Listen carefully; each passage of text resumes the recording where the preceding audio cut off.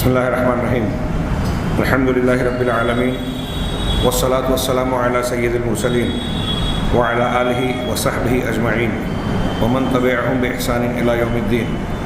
اعوذ باللہ من الشیطان الرجیم. بسم اللہ الرحمن الرحیم. اللہ لا الہ الا هو الحی القیوم. وقال تعالی هو اللہ الذی لا الہ الا هو عالم الغیب والشہادہ هو الرحمن الرحیم.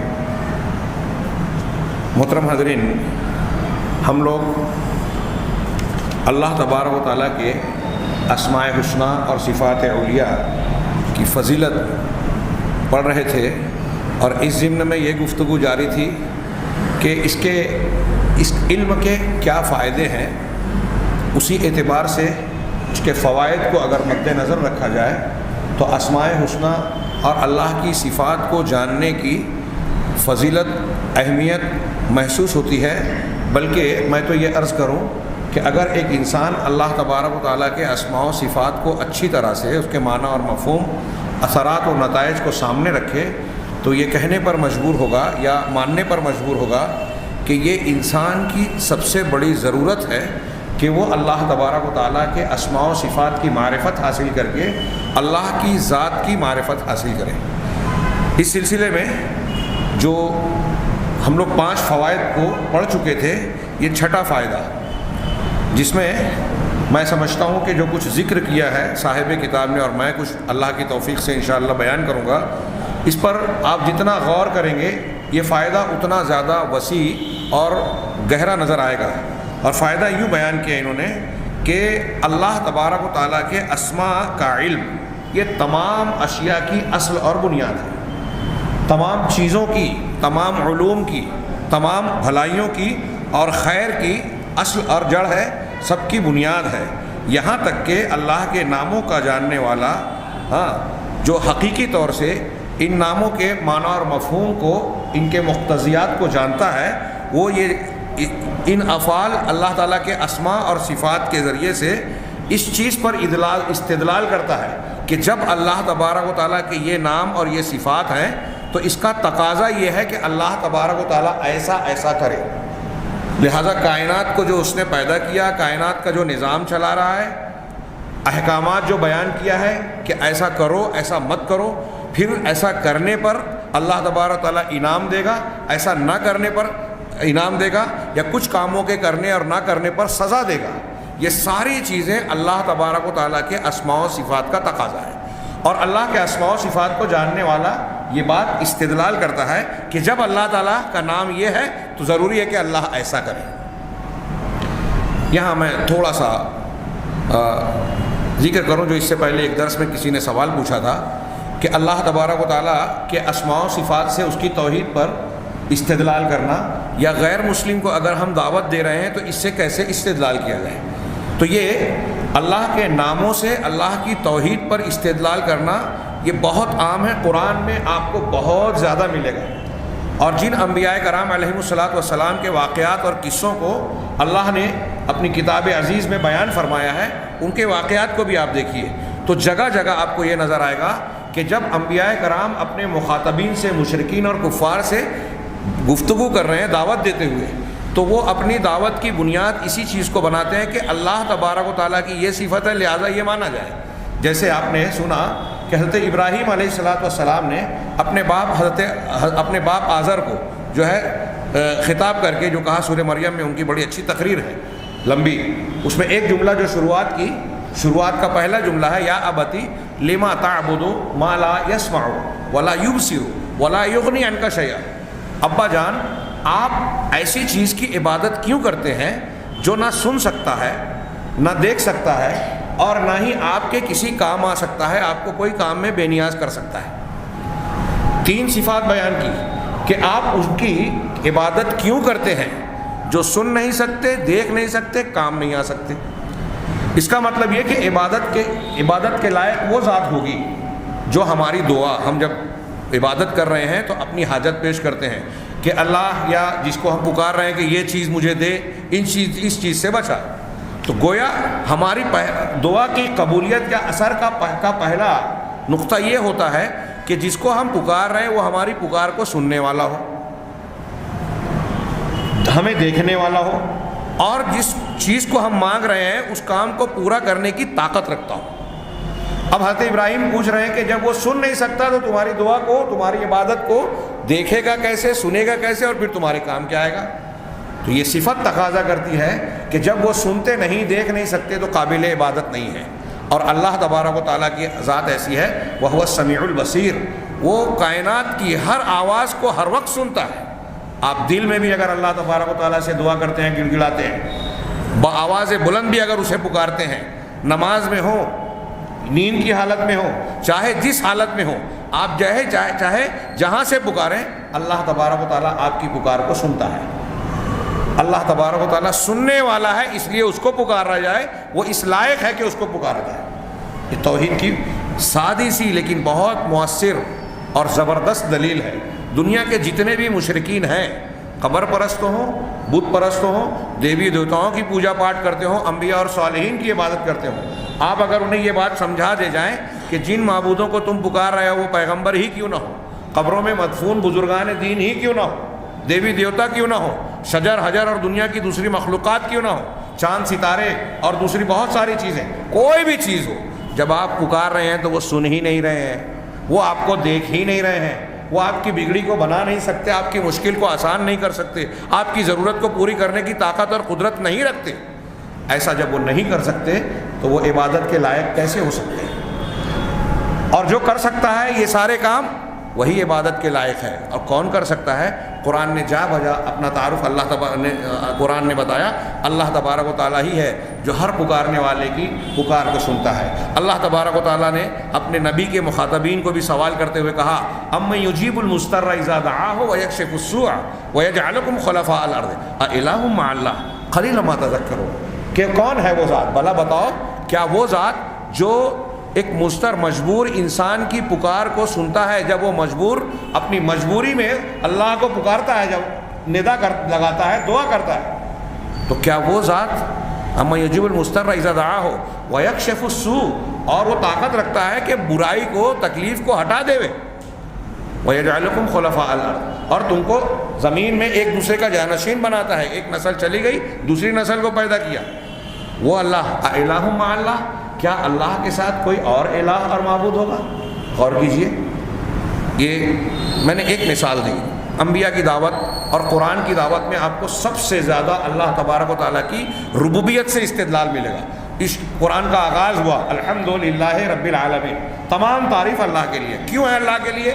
اس لیے کہ وہ رب العالمین ہے، یہ اللہ کا رب، اللہ کا نام ہے، صفاتی نام ہے، یعنی کائنات کی ربوبیت اس کے ہاتھ میں ہے، بنایا اس نے، چلا وہ رہا ہے، اور ہر چیز میں آپ اس کو غور کریں تو حکمت نظر آئے گی۔ کائنات کے ذرے ذرے سے لے کر بڑی سے بڑی مخلوقات تک کسی میں بھی غور کیجئے، آپ کو اللہ تبارک و تعالیٰ کی ربوبیت نظر آئے گی۔ جس نے پیدا کیا وہ پیدا کرنے پر قدرت اور طاقت رکھتا ہے، وہ اس کو چلانے، اس نظام کو بنانے کی طاقت اور قدرت رکھتا ہے، اور وہی اس لائق ہے کہ اس کو پکارا جائے اور اس بات پر یقین رکھا جائے کہ عبادت کے لائق بس وہی ہے۔ تمام تعریف اس کے لیے، اللہ کے لیے۔ کیوں ہے؟ اس لیے کہ وہ رب العالمین ہے۔ تو رب العالمین سے قرآن نے استدلال کیا، دلیل دی کہ وہ تعریف کا مستحق ہے، اللہ تبارک و تعالیٰ ہی تعریف کا مستحق ہے۔ بس آیت الکرسی جو قرآن کی سب سے عظیم آیت ہے، ابھی میں نے آغاز میں اس کا پہلا ٹکڑا پڑھا، فقرہ، اللہ اللہ لا الہ الا ہو، اللہ اس کے سوا کوئی معبود برحق نہیں ہے، کوئی معبود برحق اس کے سوا ہے ہی نہیں۔ کیوں نہیں ہے؟ الحی القیوم، اس لیے کہ وہ الحی ہے، زندہ ہے۔ کیسا زندہ؟ ایسا زندہ کہ ماضی میں بھی کبھی موت یا زندگی کی کوئی کمی نہیں تھی، مستقبل میں کبھی اس کو موت نہیں آئے گی، نیند نہیں آئے گی، اونگ نہیں آئے گی، کسی قسم کی بے ہوشی اور غفلت نہیں آئے گی۔ وہ حی ایسا ہے زندہ جس کی زندگی کامل ہے، اس کی زندگی میں معمولی سا بھی نقص نہیں ہے۔ ہم زندہ ہیں، پہلے نہیں تھے۔ کائنات کی ہر مخلوق کا یہ عالم ہے کہ ایک زمانہ تھا جب وہ موجود تھا ہی نہیں، بعد میں پیدا ہوا، زندہ ہوا، ایک خاص مدت تک زندہ رہا، مر گیا، یا جو زندہ ہے وہ مر جائے گا۔ پھر ہم زندہ بھی ہیں، سوتے ہیں، نیند کی حالت میں ہم موت کے شکل اختیار کر لیتے ہیں۔ اسی طریقے سے کئی حالتوں میں ہمارے اندر غفلت پیدا ہو جاتی ہے۔ ہماری زندگی ہر اعتبار سے انتہائی ناقص ہے، انتہائی کمزور ہے، اور رب العالمین کی زندگی ہر اعتبار سے کامل ہے، اس کی زندگی میں کوئی کمی ہے ہی نہیں۔ اب اللہ تبارک و تعالیٰ زندہ ہے۔ ہاں، قرآن اللہ کے رسول کی ایک حدیث میں ہے کہ دعا میں کہ اللہ کے رسول نے دعا کرتے ہوئے کہا کہ انت الحی الذی لا یموت، اے اللہ تو زندہ ہے جسے موت نہیں آ سکتی، والجن والانس یموتون، اور سارے جن اور سارے انسان موت کا شکار ہوتے ہیں، لہذا جن اور انسان عبادت کے لائق ہو ہی نہیں سکتے۔ اب وہ انسان چاہے پیغمبر ہوں، بزرگان دین ہوں یا کوئی بھی ہو، جب ان کو موت آتی ہے تو جب وہ سو جاتے ہیں، غافل ہو جاتے ہیں، ماضی میں ان کو عدم تھا، مستقبل میں ان کو موت آ گئی، تو وہ اس لائق نہیں ہے کہ ان کی عبادت کی جائے۔ غور کرنے کی بات ہے، دنیا کا کوئی بھی انسان، کوئی بھی مخلوق ایسی نہیں ہے۔ تو یہاں جو اللہ تبارک و تعالیٰ نے آیت الکرسی میں توحید کی پہلی دلیل دی کہ اللہ کے سوا کوئی معبود برحق نہیں ہے، کیوں نہیں ہے؟ اس لیے کہ وہ الحی ہے۔ اب اس کے مقابلے میں ہم دیکھیں، دنیا میں جتنے معبودان باطلہ کی عبادت ہوتی ہے، کسی کے اندر الحی ہونے کی شان ہے ہی نہیں، لہذا کوئی عبادت کے لائق اللہ کے علاوہ نہیں ہے۔ تو الحی سے ہم استدلال کر سکتے ہیں، اللہ کے نام سے اللہ کی توحید پر دلیل بن رہی ہے۔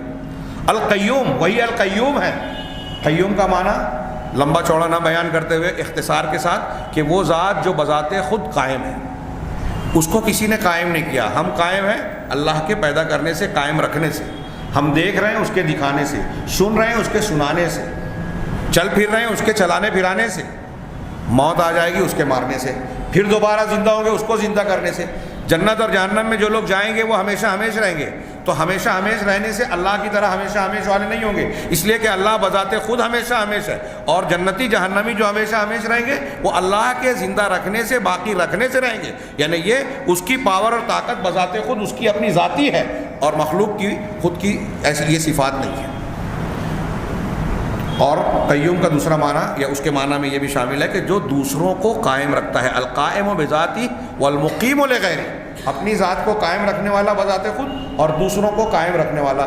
یہ زمین کا نظام چل رہا ہے، دن رات، موسموں کی تبدیلی، صبح اور شام کا گردش کرنا، ستاروں اور سیاروں کی گردش، کائنات کا نظام ہم دیکھ رہے ہیں، فضائے بسیط کتنی وسیع ہے ہم کو نہیں پتہ، یہ سارا نظام چلا رہا ہے کون؟ سنبھالے ہوئے ہے۔ یہ سورج اپنی جگہ پہ ٹکا ہوا ہے، گردش کر رہا ہے، جتنے فاصلے پر ہے اس سے کم نہیں ہو جاتا۔ لوگ کہتے ہیں کہ جتنی دور سورج ہے زمین سے، اگر اس سے آدھا کم ہو جائے تو یہاں کی ہر چیز جل جائے، آدھا دور اور ہو جائے تو جتنی چیزیں دنیا میں ہیں زمین میں سب جم جائے گی ٹھنڈک سے، یہاں زندگی رہے گی ہی نہیں۔ اس کا مطلب ایک خاص فاصلے پر رکھ کر سورج کو اس طرح سے اللہ نے چراغ بنا دیا دنیا والوں کے لیے کہ یہاں کی زندگی کے لیے وہ معاون و مددگار ہے، یہاں کی زندگی کے لیے مفید ہے۔ آسمانوں کو، زمین کو، پیڑ پودوں کو، حیوانات کو، ساری کائنات کی نظام میں سے چیزوں میں سے کسی کو بھی غور کرو، ہر چیز ایک دقیق نظام کے ساتھ رواں دواں ہے، جاری اور ساری ہے، کہیں کوئی آپ کو نقص، خامی، عیب نظر نہیں آئے گا۔ تو یہ ظاہر سی بات ہے کہ یہ نظام چل رہا ہے تو کچھ خود سے چل رہا ہے کیا؟ یہ سامنے جو یہ گلدستہ موجود ہے پلاسٹک کا یا جس چیز کا بھی بناؤ، اسے اگر کوئی کہے کہ یہ خود سے بن گیا، کسی نے بنایا نہیں ہے، آٹومیٹک بنا ہے، تو دنیا کا کوئی بھی انسان کتنی بھی موٹی عقل والا ہے وہ مانے گا کیا؟ یہ چھوٹی سی چیز ہے ٹوپی، کوئی اسے مانے گا کیا کہ اس ٹوپی کو کسی نے نہیں بنایا، یہ خود سے بن گئی؟ یہ بات میں پیچھے بیان کر چکا ہوں۔ جب کوئی انسان یہ نہیں مانتا، کسی کی عقل یہ قبول نہیں کرتی، تو پھر دنیا کے کسی بھی انسان کی عقل یہ بھی قبول نہیں کر سکتی کہ یہ آسمان خود سے بن گیا، یہ چاند ستارے خود سے بن گئے، پیڑ پودے خود سے بن گئے، ہوائیں خود سے چل رہی ہیں، کوئی چلانے والا بنانے والا نہیں ہے، ہم زندہ ہو گئے، ہماری موت ہوتی ہے، سانسیں لیتے ہیں، ہمارے جسم کے اندر مختلف اعضاء ہیں، دل اپنی جگہ کام کر رہا ہے، معدہ اپنا کام کرتا ہے، آنتیں اپنی فرائض انجام دیتی ہیں، ہاتھ، پیر، ناک، کان، آنکھ، اوپر کے، نیچے کے، اندر کے، باہر کے جتنے اعضاء ہیں انتہائی دقیق بناوٹ کے ساتھ بنے ہوئے ہیں۔ سن اللہ الذی اتقن کل شیء، قرآن نے کہا یہ اللہ کی کاریگری ہے، بناوٹ ہے، جس نے ہر چیز کو انتہائی مہارت سے، انتہائی مضبوطی سے بنایا۔ ان میں سے کسی بھی چیز پر آپ غور کریں تو آپ کو اللہ تبارک و تعالیٰ کی تخلیق کی خوبیاں نظر آئے گی، حکمت نظر آئے گی، قدرت نظر آئے گی، اور یہ چیزیں گواہی دے گی کہ اس کا بنانے والا علیم ہے، قدیر ہے، حکیم ہے، رب ہے، پروردگار ہے وہی۔ تو اللہ کے ناموں کے ذریعے سے اس طرح استدلال ہوتا ہے. اور قرآن میں یہ بہت ہے. علامہ ابن ابی العز حنفی نے شرح العقیدۃ الطحاویہ میں لکھا کہ اللہ کی توحید پر اور اس کے کاموں پر استدلال کا سب سے اعلیٰ طریقہ اس کے اسماء اور صفات ہے. سب سے اعلیٰ انداز اللہ کے ناموں کا ہے. اور انہوں نے مثال میں بیان کیا, جیسے ابھی میں نے پڑھا, هو اللہ الذی لا الہ الا هو عالم الغیب والشہادہ.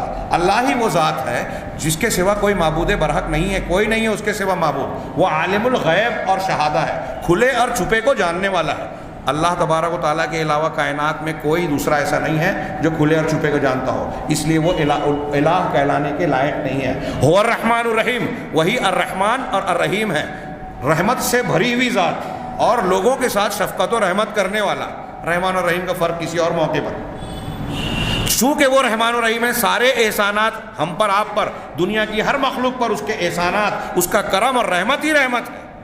وہی ساری خوبیوں کا مالک ہے, اس لیے وہ اس لائق ہے کہ اس کی عبادت کی جائے. تو اللہ تبارک و تعالیٰ الرحمن الرحیم ہے, کوئی اور الرحمن الرحیم کی صفت سے متصف نہیں ہے. اس لیے صحیح اکیلا وہی الہ برحق یا معبود برحق کہلانے کے لائق ہے. آگے اللہ نے پھر سے استدلال کیا, هو اللہ الذی لا الہ الا هو. اللہ تبارک و تعالیٰ ہی وہ ذات ہے جس کے سوا کوئی معبود برحق نہیں. الملک القدوس السلام المؤمن المہیمن العزیز الجبار المتکبر. ان سب میں سے ایک ایک ناموں کو علامہ ابن قیم نے بڑی تفصیل سے اس آیت کی تشریح کی ہے اور بتایا کہ اللہ تعالیٰ الملک ہے, بادشاہ, کامل بادشاہ ہے, دنیا کے بادشاہوں کی طرح نہیں جو اپنی بادشاہت کو چلانے کے لیے اپنے اندر قوت نہیں رکھتے. معاونین, مددگار, وزراء, سپاہیوں اور بہت سارے مددگاروں کی ضرورت مند ہوتے ہیں. اسی طریقے سے ان کی بادشاہت کامل بادشاہت بھی نہیں ہے, وہ رعایا کے بادشاہ ہیں. رعایا چوری چھپے بہت سارے قانون کی خلاف ورزیاں کرتے ہیں, بادشاہ کے حقوق میں خیانت کرتے ہیں اور بادشاہ کو پتہ ہی نہیں چلتا. لیکن اللہ ایسا نہیں ہے, اس کی ملکیت یا اس کا الملک ہونا, بادشاہ ہونا, کامل بادشاہت کا حامل ہے. اس کی بادشاہت میں کوئی کمی نہیں ہے, وہ کسی وزیر کا, کسی مددگار کا محتاج بھی نہیں ہے. اور ایسا بھی نہیں ہے کہ کائنات کا کوئی ایک ذرہ, ایک انسان, ایک بچہ, ایک عورت کوئی گناہ کرے, چوری چھپے, 17 پردوں میں, لاکھوں پردوں میں چھپ کر, کسی چٹان کی کھو میں گھس کر, غار میں رہ کر کوئی اگر کوئی گناہ کرتا ہے, اس بادشاہ کو اس کا علم نہ ہو, ایسا نہیں ہو سکتا. وہ عالم الغیب و شہادہ وہی ہے, اس لیے الملک وہی ہے, کامل بادشاہت اسی کے لیے ہے. المہیمن ہے, اس کا تسلط ہے, سب پر اس کا کنٹرول ہے. ایسا بادشاہ نہیں ہے کہ کہلانے کو تو بادشاہ کہلائے لیکن اپنی رعایا پر, اپنی سلطنت پر اس کا پورا کنٹرول نہ ہو.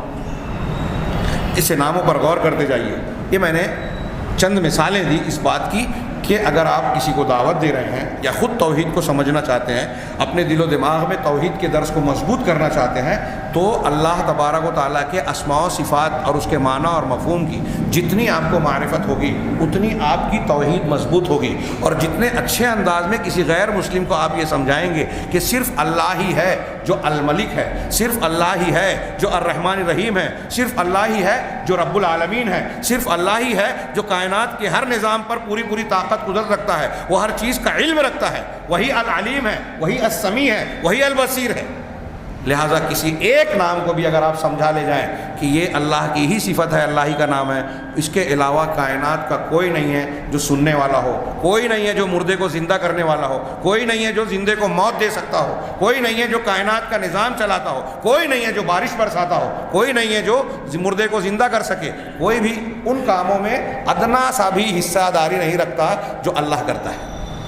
اور یہ اللہ کے ناموں سے, اس کی صفات سے معلوم ہوتا ہے. یہ تو میں نے انبیاء کی اور قرآن کی مثال دی کہ قرآن نے یہ دلیلیں دی ہے اللہ کے ناموں سے, اللہ کی توحید پر. انبیاء کرام اپنے مخاطبین کو اللہ کے ناموں اور صفات کا حوالہ دے کے یہ دعویٰ کرتے تھے کہ بتاؤ یہ کام کس نے کیا, آسمان کس نے بنایا, زمین کس نے بنائی. تمہاری باتوں کو سن سکتے ہیں کہ حضرت ابراہیم کی ابھی میں نے مثال دی, تو جب انہوں نے بنایا نہیں ہے تو ان کی عبادت کیوں کر رہے ہیں؟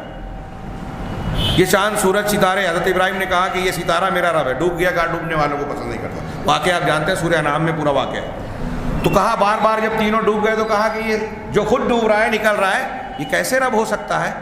یہ تو اس بات کی علامت ہے کہ ان کا ڈوبنا نکلنا بتا رہا ہے کہ یہ کسی پیدا کرنے والے کی مخلوق ہیں اور چلانے والے کے حکم کے پابند ہیں.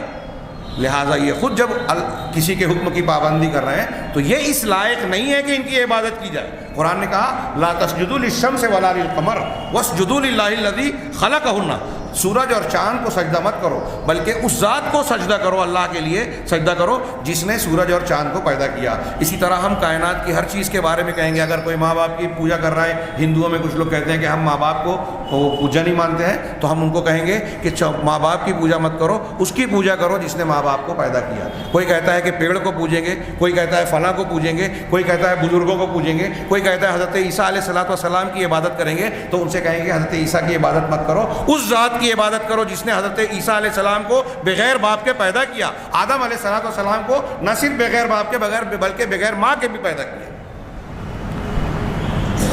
تو یہ اللہ کے اسماء و صفات کے ذریعے توحید پر استدلال ہوا۔ میں نے یہ انبیاء کی مثال دی، ایک صرف مثال دے کے کتاب کی طرف لوٹتا ہوں کہ آپ وہ واقعہ جانتے ہیں جب اللہ کے نبی صلی اللہ علیہ وسلم پر پہلی وحی نازل ہوئی، آپ گھبرائے ہوئے گھر لوٹے اور اپنی بیوی حضرت خدیجہ الکبریٰ رضی اللہ تعالیٰ عنہ سے کہا کہ خشیت علی نفسی، صحیح بخاری کی یہ حدیث آپ نے بہت بار سنی ہوگی کہ میں اپنے نفس پر اندیشے میں مبتلا ہوں، مجھے خوف لاحق ہے، اور اپنا واقعہ بیان کیا۔ تو حضرت خدیجہ الکبریٰ نے کیا جواب دیا؟ ایک عورت ہے، ابھی اسلام اور ایمان کی تعلیمات نہیں آئی، ایک عورت ہے جہاں دیدہ خاتون، ان کا اپنا تجربہ، مشاہدہ، معلومات، اس کی روشنی میں وہ اللہ کے نبی صلی اللہ علیہ وسلم کا کردار، اخلاق دیکھنے کے بعد آپ کی اس بات پر تبصرہ کر رہی ہیں اور آپ کو تسلی دے رہی ہیں۔ غور کرنے کی بات ہے، اگر غور سے ہم دیکھیں تو یہ اللہ تعالیٰ کی صفات سے استدلال ہے۔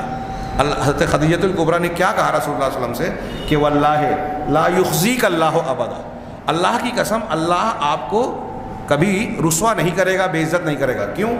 انکا لتصل الرحمہ وتقری الضیف وتحمل الکلب وتکسب المعدوم وتعین علی نوائب الخیر علی نوائب الحق، یہ 5 صفات بیان کی حضرت خدیجہ نے کہ آپ تو ایسے آدمی ہیں جو رشتوں کو جوڑتے ہیں، مہمان کی مہمان نوازی کرتے ہیں،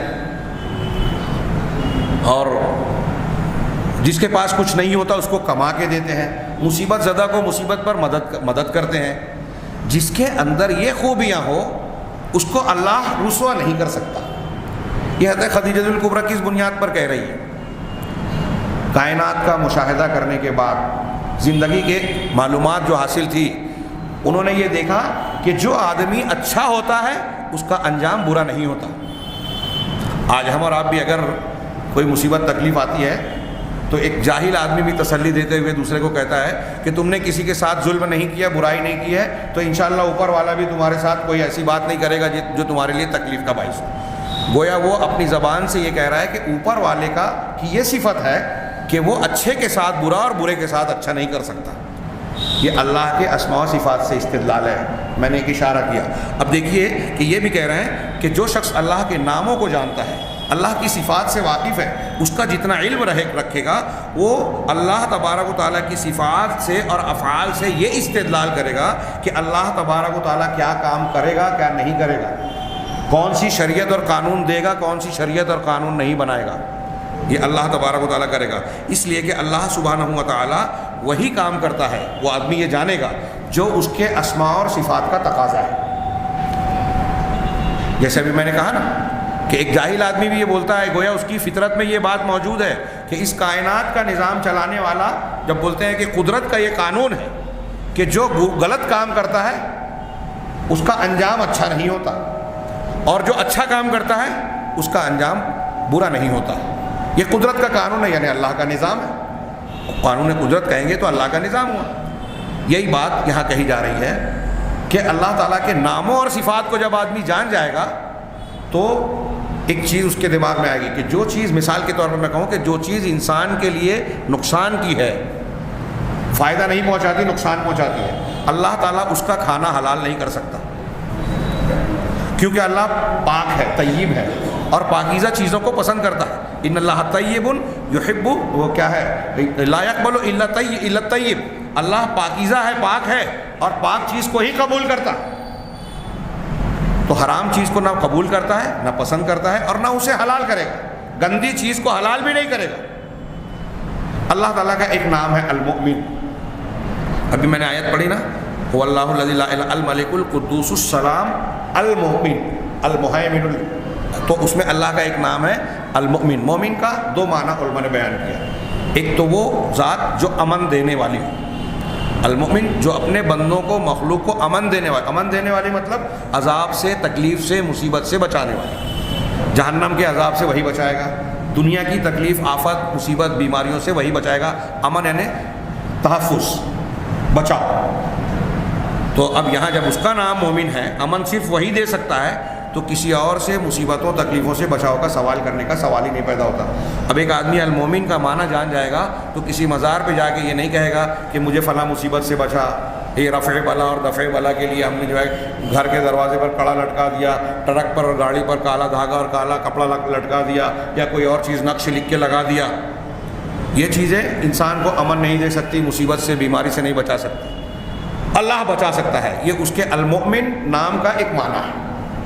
دوسرا معنی کہ اللہ تبارک و تعالیٰ وہ ذات ہے جو سچوں کی سچائی کی تصدیق کرتی ہے اور جھوٹوں کے جھوٹ کو بے نقاب کرتا ہے۔ بہت غور سے سنیے، ایک آدمی سچا ہے، سچ بول رہا ہے، کچھ لوگ اس کو نہیں مان رہے ہیں۔ آج ایسے بہت سے واقعات ہوتے ہیں، لیکن نتائج فوراً نہیں آتے، کچھ وقت لگتا ہے۔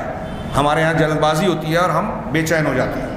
اگر آپ سچے ہیں تو آپ کی سچائی کا نتیجہ، انجام سامنے آ کر رہے گا۔ آپ کے خلاف کوئی جھوٹ بول رہا ہے، جھوٹا الزام لگا رہا ہے، تو اس کا جھوٹ ظاہر ہوگا۔ یہ اللہ تبارک و تعالیٰ کے نام المومن کا تقاضا ہے کہ اللہ ایسا کرے، اور اس سے اللہ کی ربوبیت پر بھی استدلال کیا جاتا ہے۔ اب اس چیز کو ہم تھوڑا سا واضح انداز میں سمجھانے کے لیے مثال دوں۔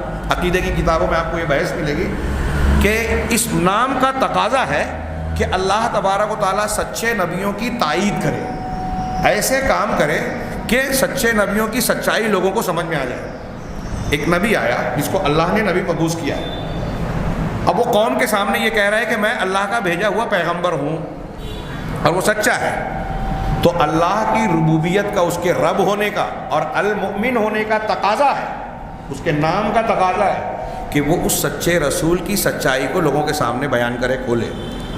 یہی وجہ ہے کہ ان کے سچ کو ظاہر کرنے کے لیے اللہ تبارک تعالیٰ ان کو معجزات دیتا ہے، وہ جو باتیں کہتے ہیں اس کی تائید کرتا ہے۔ نبی کریم صلی اللہ علیہ وسلم کو تمام انبیاء کی بہت ساری مثالیں ہیں، میں اللہ کے نبی صلی اللہ علیہ وسلم کے ایک دو معجزے کی مثال دوں یا پیشین گوئی کی۔ اللہ کے رسول صلی اللہ علیہ وسلم نے جو پیشین گوئی کی، پیشین گوئیوں کی کئی قسمیں ہیں۔ ایک پیشین گوئی وہ ہے جو آپ نے آج کی اور کل پرسوں میں اس کا نتیجہ اور رزلٹ آ گیا۔ ایک پیشین گوئی وہ ہے جو آپ نے آج کی اور کئی سالوں کے بعد آپ کی حیات طیبہ میں، آپ کی زندگی میں اس کا نتیجہ آیا۔ ایک پیشین گوئی وہ ہے جو آپ کی وفات کے فوراً بعد یا کچھ دنوں بعد تک آیا۔ ایک پیشین گوئی وہ ہے جو آپ کی وفات کے برسوں بعد سامنے آئی اور آپ نے وہ واضح کر دیا۔ ایک پیشین گوئی وہ ہے جو درمیانی مدت میں، جیسے ابھی ہم گزر رہے ہیں، کہ آپ کے زمانے سے ایک لمبے عرصے کے بعد کا زمانہ ہے۔ اور ایک پیشین گوئی وہ ہے جو قیامت کے واقع ہونے سے پہلے سے تعلق رکھتی ہے، کہ اللہ کے رسول نے فرمایا کہ قیامت واقع ہونے سے پہلے سورج مغرب سے نکلے گا، دجال کا خروج ہوگا، حضرت عیسیٰ علیہ السلام آسمان سے اتریں گے، وغیرہ وغیرہ۔ آخری نشانی یہ ہوگی، آخری تک اللہ کے رسول نے بتایا۔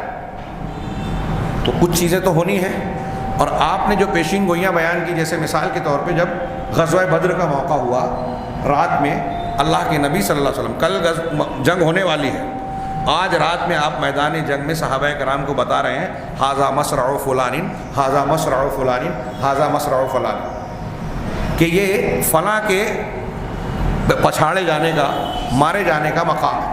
یعنی کل یہاں ابو جہل مارا جائے گا، کل یہاں عتبہ کی موت ہوگی، کل یہاں فلاں قتل کیا جائے گا، نام لے کے بتایا کہ اس جگہ پر مارا جائے گا۔ آپ عالم الغیب نہیں تھے، اللہ کی طرف سے بتایا گیا، اور آپ نے جب یہ باتیں بتائی، دوسرے ہی دن جب جنگ ہوئی تو جہاں جس کے مرنے کی جگہ آپ نے بتائی تھی وہاں وہی شخص مرا۔ یہ اللہ کی طرف سے تائید تھی کہ دیکھو یہ میرے سچے رسول ہیں، انہوں نے جو بات کہی تھی میری طرف سے کہی تھی، انہوں نے جو بتایا کہ فلاں مارا جائے گا اس جگہ پر، ویسا ہی ہوا۔ اب آپ اس طرح کی کتنی پیشین گوئیاں ہیں۔ قرآن میں کہا گیا غلبت الروم فی ادنی الارض وهم من بعد غلبہم سیغلبون فی بضع سنین، رومی مغلوب ہو گئے اور اپنے مغلوب ہونے کے بعد عنقریب یہ پھر سے غالب ہوں گے چند سالوں میں۔ بضع کہتے ہیں عربی میں 3 سے 9 کو.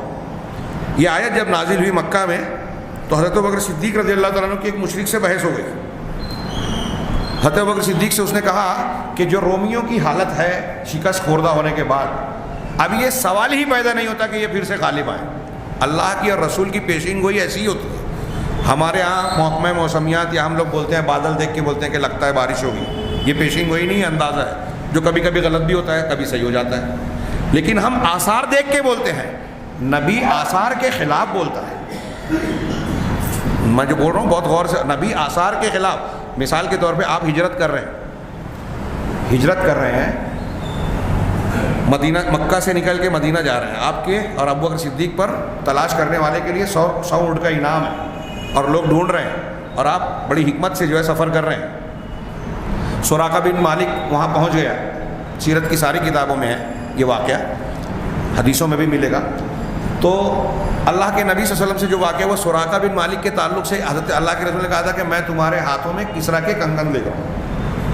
ابھی آپ مکہ سے نکل کے مدینہ جا رہے ہیں، ظاہری حالت میں دیکھیے کہ خود کا ٹھکانہ نہیں ہے. ہم اپنی زبان میں کہہ سکتے ہیں کہ دنیاوی اعتبار سے ابھی آپ کا ٹھکانہ نہیں ہے، اور آپ ایک پیچھا کرنے والے کو کیا کہہ رہے ہیں کہ تمہارے ہاتھ میں کسریٰ کے کنگن ہوں گے.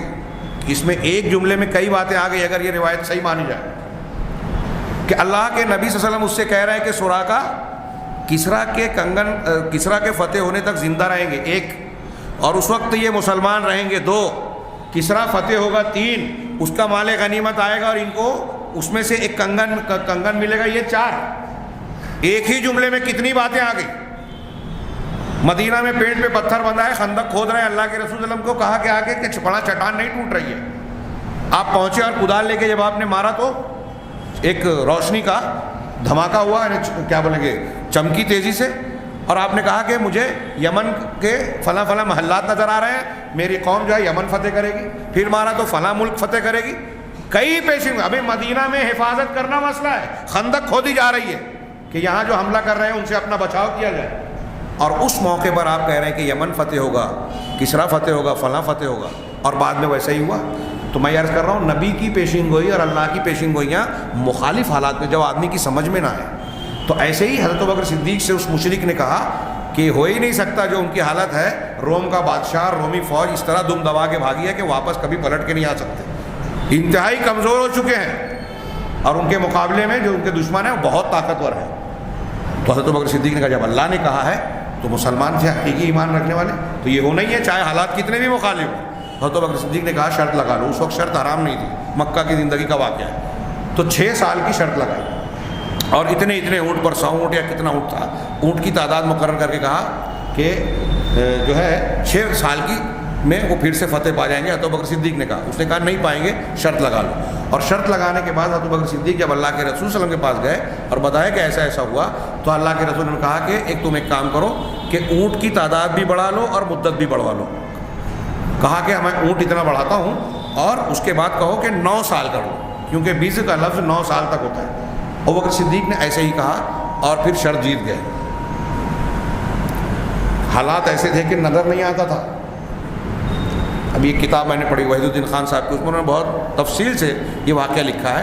اس وقت کے تاریخی حالات بیان کیے ہیں کہ رومیوں کی ایسی درگت بن گئی تھی کہ حالات کو دیکھ کر دنیا کا کوئی انسان یہ مان ہی نہیں سکتا تھا کہ یہ پھر سے اٹھیں گے، جمع ہوں گے اور پھر سے اپنا ملک واپس لیں گے. لیکن ایسا ہوا، قرآن نے پیشین گوئی کی تھی. تو ایسی پیشین گوئیاں قرآن میں جو بیان کی گئی، یہ اللہ تبارک و تعالیٰ اور اللہ کے رسول صلی اللہ علیہ وسلم کی زبان سے، میں مثالیں دے رہا تھا کہ آپ کے زمانے سے پھر آپ نے اپنے مرنے کے بعد کے بارے میں کہا کہ میرے بعد جو ہے فتنے اٹھیں گے، تم ایک دوسرے کی گردنیں نہ کاٹنا. میرا یہ نواسہ، بخاری کی حدیث ہے، حضرت حسن کے بارے میں کہا کہ اس کے ذریعے ابنی حاضہ سید، میرا یہ بیٹا سردار ہے. ہاں، اور عنقریب اللہ تعالیٰ اس کے ذریعے سے مسلمانوں کے 2 بڑے گروہوں میں صلح کرائے گا.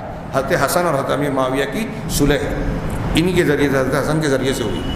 اللہ کے رسول نے تو کہا کہ مسلمانوں کے 2 گروہ میں صلح ہوگا، صلح کروائے گا. اور حضرت حسن نے ان کو اپنا امیر مانا، شرائط منوا لیا. لیکن آج پتہ نہیں کون یہ ندوی اور فلاں مرزا اور انجینئر اور فلاں وہ امیر معاویہ کو جو ہے نعوذ باللہ کہتے ہیں کہ عبداللہ بن ابی بن سلول کے کردار کا تھا. تو اللہ کے نبی صلی اللہ علیہ وسلم کی بات غلط ہے، آپ کی صحیح ہے، نعوذ باللہ. ایک صحابی کو بھی یہ عنوان بدل جائے گا، ایک صحابی کو بھی برا بھلا کہنا قرآن حدیث اجماع امت کے خلاف ہے، اور جو ایسا کرتا ہے وہ بدعتی ہے، وہ منافق اور نفاق اور کفر کا شکار ہے۔ اس کو عالم کیا مسلمان ماننے میں کافی تحمل ہونا چاہیے۔ آج ہمارے یہاں ایسے لوگوں کا لوگ دفاع کر رہے ہیں، اور وہ ایجنٹ بن کے کہیں روافظ اور کہیں دشمنان دین کا وہ کر کے مسلمانوں میں ہر وقت اس قسم کے مسائل اٹھاتے رہتے ہیں۔ ابھی سلمان ندوی کا خیر میں نے اس پر جمعے میں کچھ باتیں بیان کی تھی، تو میں عرض کرنا چاہتا ہوں کہ اللہ کے رسول کی وفات کے بعد جو آپ نے پیشین گوئیاں کی بدر کے دن رات میں کیے، صبح میں وہ واقع ہو گئی، رومیوں کے بارے میں، ابو لہب کے بارے میں جو پیشین گوئیاں کی وہ ہو گئی، اپنی وفات کے بارے میں جو پیشین گوئیاں کی آپ پڑھتے جائیے، ساری واقع بالکل سچی ہوئی، اور بتدریج آپ نے جیسی جیسی پیشین گوئیاں کی آج امت میں ہم ویسے ویسے حالات دیکھ رہے ہیں، زنا عام ہو جائے گا، قتل عام ہو جائے گا۔ آج ہم دیکھ رہے ہیں ہمارے جیسے چھوٹے شہر میں چھوٹی چھوٹی بات پر قتل ہو جاتے ہیں، کوئی بات ہی نہیں ہے، قتل عام ہو جائے گا، زنا عام ہو جائے گا۔ اس کے اندر خود یہ بات آ گئی کہ قتل کے اسباب عام ہو جائیں گے، زنا کے اسباب عام ہو جائیں گے، یعنی دین سے دوری ہو جائے گی، اللہ کا خوف کم ہو جائے گا، بے پردگی ہوگی جس سے زنا پڑے گا، موبائل پھیل جائے گا جس سے ناجائز تعلقات استوار کرنے میں آسانی ہوگی، یعنی وہ سارے اسباب یہ آج کی تاریخ میں ہم کہہ رہے ہیں کہ موبائل اور انٹرنیٹ اور فلاں تصویریں، فلمیں، بے حیائی، بے پردگی، گناہ کے اڈے، جسم فروشی کے اڈے، یہ ساری چیزیں اسباب ہیں۔ اللہ کے رسول صلی اللہ علیہ وسلم نے نتیجہ بتایا اس زمانے میں 1400 سال پہلے کہ زنا عام ہوگا، یعنی زنا کے اسباب بھی عام ہیں۔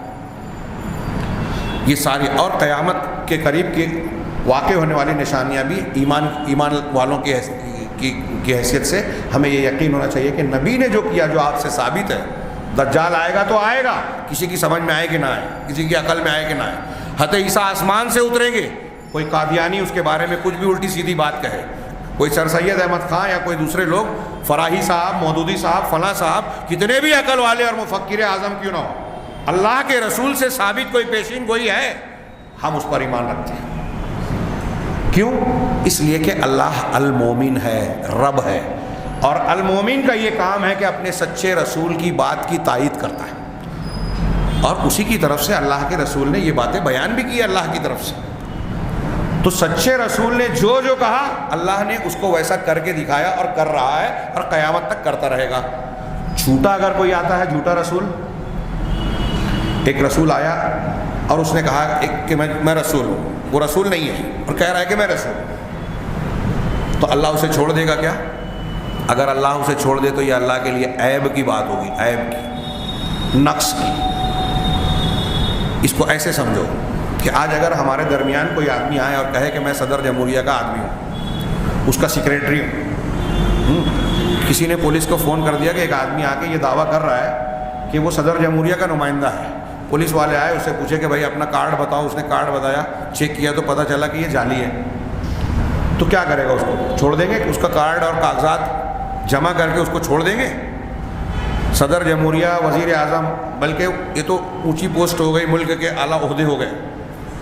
ہمارے یہاں اگر کوئی ادارہ ہے، کوئی اسکول ہے، کوئی مدرسہ ہے، کوئی کالج ہے یا اور کوئی قسم کا ادارہ، اس ادارے کے ذمہ دار ہونے کا کوئی دعویٰ کرے کہ میں وہاں کا ٹرسٹی ہوں، میں وہاں کا سیکریٹری ہوں، اور وہ نہیں ہے اور پکڑا جائے تو کیا ہوگا؟ اس پہ 420 کا کیس لگا کے جیل میں ڈال دیا جائے۔ ایک آدمی جو دنیا کے عام کسی عہدے دار کا نمائندہ ہونے کا جھوٹا دعویٰ کرتا ہے تو دنیا کا قانون اسے نہیں چھوڑتا۔ اب ایک آدمی یہ دعویٰ کرے کہ میں اللہ کا نمائندہ ہوں، اللہ کا نبی اور رسول ہوں، تو اللہ چھوڑ دے گا کیا؟ اگر اللہ چھوڑ دے گا تو اس کا قانون یا اس کی اسماء و صفات کی کمزوری ہوگی۔ یہی وجہ ہے، اللہ تعالیٰ کمزوریوں سے، عیب سے پاک ہے۔ یہی وجہ ہے کہ تاریخ میں مسیلمہ کذاب سے لے کر آج تک یا اس سے پہلے بھی کسی نے بھی اگر جھوٹی نبوت کا دعویٰ کیا اور اس نے اگر توبہ نہیں کی تو اس کا انجام اچھا نہیں ہوا۔ کسی بھی مدعی نبوت کا انجام اچھا نہیں ہوا، آپ تاریخ پڑھ لو۔ اور ان کا جھوٹ قدم قدم پر اللہ نے ظاہر کیا۔ مسیلمہ کذاب جس قوم میں تھا، بنو حنیفہ میں، دعویٰ کیا میں نبی ہوں، تو تفسیر کی کتابیں علامہ قرطبی وغیرہ نے نقل کیا یہ واقعہ کہ اس نے، ہو سکتا ہے میں غلطی کر رہا ہوں لیکن یہ واقعہ ہے حوالے کے سلسلے میں، کہ اس سے کسی نے کہا، قوم کے لوگوں نے کہا کہ آپ نبی ہیں، نبوت کا کے دعوے دار ہے؟ کہا ہاں میں نبی ہوں۔ تو کہا دیکھیے اللہ تعالیٰ اپنے نبی کی دعاؤں کو قبول کرتا ہے. ہمارے کنویں میں پانی بہت کم ہو گیا ہے, آپ آئیے کچھ دعا ہوا کر دیجئے تاکہ پانی بڑھ جائے. اس نے کہا ضرور, چلو میں دعا کر دیتا ہوں اور اپنا تھوک ڈال دوں گا, وہ پانی بڑھ جائے گا. یہ گیا, کچھ دعائیں پڑھی اور اس کے بعد اپنا اب تھوکا, کنویں کے اندر تھوکا, تو واقعہ کہتا ہے کہ کنویں میں جو تھوڑا موڑا پانی تھا وہ بھی سوکھ گیا. الٹا کہا. یہ اللہ کے المومن اور الرب ہونے کا نتیجہ ہے کہ اس نے اپنے بندوں کے لیے انتظام کیا کہ جو جھوٹا مدعی نبوت ہے تم ہوشیار ہو جاؤ, اس سے دھوکہ مت کھاؤ. وہ جو دعویٰ کر رہا ہے, حالات واقعات اس کی تائید نہیں کر رہے ہیں کہ وہ سچا ہے, بلکہ یہ کہہ رہے ہیں کہ یہ جھوٹا ہے. یہ اللہ کا انتظام ہے. اللہ نے جیسے ہمارے لیے کھانے کا انتظام کیا, پانی کا انتظام کیا, سانس لینے کے لیے ہوا کا انتظام کیا, پہننے کے لیے کپڑے کا انتظام کیا, ویسے ہی اس نے ہدایت کے لیے سچے نبیوں کا انتظام کیا. تو سچے نبیوں کا انتظام کیا, وہ بتاتا ہے کہ یہ سچے نبی ہیں, دلیلیں دیتا ہے, معجزات عطا کرتا ہے. اور جو جھوٹا دعویٰ کرتا ہے اللہ بتا دیتا ہے کہ یہ جھوٹا ہے, دھوکہ نہیں کھانا. اب اگر کوئی سچے نبی کی نبوت کا انکار کرے تو وہ اللہ کی ربوبیت کا منکر ہے. غور سے سنیے, یہ اسماء و صفات کا منکر. اللہ کے اسماء و صفات, اللہ کے رب ہونے کا تقاضا یہ ہے کہ جیسے اس نے ہم کو کھانا پینا دیا ہے, نبی بھی دے, ہدایت دے. اب سچے رسول کی ہدایت اور قرآن کی ہدایت کا اگر کوئی انکار کر رہا ہے تو اللہ کے رب ہونے کا انکار کر رہا ہے. وہ یہ تو کہہ رہا ہے کہ مجھے اللہ نے کھانا پینا دیا, لہسن پیاز دیا, لیکن اس بات کو ماننے سے انکار کر رہا ہے کہ اس نے قرآن دیا, محمد صلی اللہ علیہ وسلم اور آپ کی حدیث صحیحہ ہم کو عطا کی ہماری ہدایت اور کامیابی کا نسخہ بتانے کے لیے. یہ اللہ کی ربوبیت کا حصہ ہے. اور نبی کی تائید, یہ المومن. اب مرزا غلام احمد قادیانی کی زندگی پڑھیے. ہندوستان برطانوی حکومت نے جس کو نبی بنایا تھا مسلمانوں کو پست کرنے کے لیے, تو آپ علامہ احسان علی ظہیر کی کتاب ہے القادیانیہ, اس میں ایک چیپٹر ہی انہوں نے بتایا ہے پیشین گوئیوں کا. مرزا غلام محمد قادیانی نے جتنی بھی پیشین گوئیاں کی, 1 2 5 7 نہیں, 20 25 بھی نہیں, کئی 100 پیشین گوئیاں کی اس نے, کوئی ایک پیشین گوئی بھی اس کی صحیح نہیں ہوئی, ایک بھی. اس نے کہا پادری آدم اتنے دن میں مر جائے گا, اس سے کئی زیادہ زندہ رہا. اس نے مولانا ثناء اللہ امرتسری رحمہ اللہ کو بددعا دے کے پہلے کہا کہ ہم میں سے جو جھوٹا ہے سچے کی زندگی میں طاعون یا ہیضے پہ مر جائے. جو جھوٹا ہے وہ پہلے مرے, اور طاعون یا ہیضے دو میں سے کسی ایک بیماری.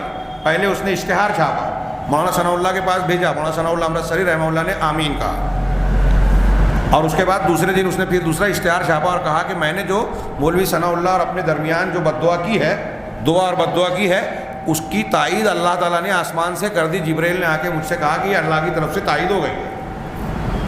اب اس کے بعد مرزا غلام احمد قادیانی 1908 میں ہیضے کی بیماری میں لاہور میں مرتا ہے.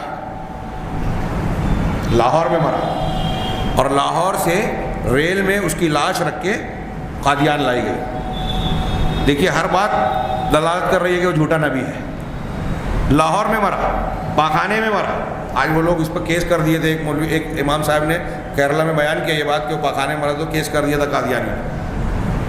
تو لوگوں نے کتابیں بھیجی کہ خود اس کے بیٹے نے یہ بیان دیا ہے, اور مرنے سے پہلے وہ بار بار پاخانہ جانے سے انتہائی نحیف ہو گیا تو اس کے منہ سے پاخانہ آنے لگا. یہ اس کے بیٹے کا بیان ہے, مرزا بشیر کا.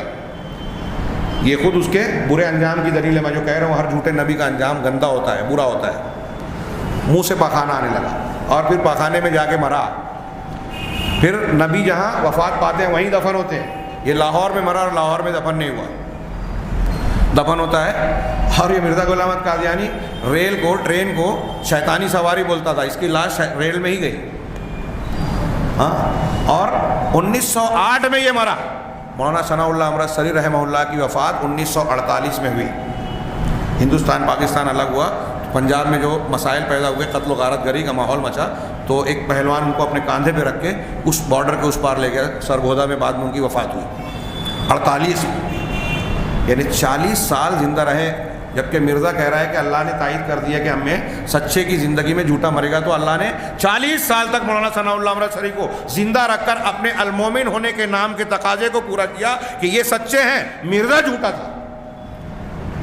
ایسی آپ مختلف چیزیں دیکھ سکتے ہیں, وقت بہت کم ہے, میں باتوں کو پورا کروں کہ جو شخص اللہ کے اسماء و صفات کو جانتا ہے وہ اسماء و صفات کے ذریعے سے کائنات کی ہر چیز کو اور بہت سارے معاملات کی حکمتوں کو جانتا ہے، اور اللہ تبارک و تعالیٰ کے بارے میں اس کو یہ معرفت حاصل ہوتی ہے کہ وہ کون سا کام کرے گا، کون سا حکم دے گا، اور کائنات کا جو بھی نظام اللہ تعالیٰ چلا رہا ہے ان اسماء و صفات کے معنی کی روشنی میں وہ عارف بالاسماء و صفات جانتا ہے کہ اللہ تبارک و تعالیٰ بندوں کے ساتھ، مخلوق کے ساتھ جو بھی کر رہا ہے یا تو اس کا عدل ہے یا اس کا فضل ہے۔